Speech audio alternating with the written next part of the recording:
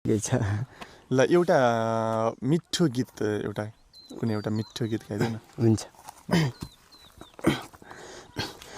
आमा तिम्रो त्यो न्यानो काखा स्वर्गैबाट आशीर्वाद दिराख जप्दै नाम थप्दै त्यसलाई बल्दै दियालो तिम्रै फोटो हेरी हेरी आमा भन्दै बोलाउँछु भोलि सुन्न नपाउँदै हुन्छ उज्यालो।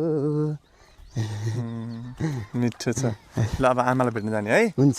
ल नमस्ते। आमा हुनुहुन्छ होइन त तपाईँ विनोदको? हजुर। ए खै विनोद अलि यता हो।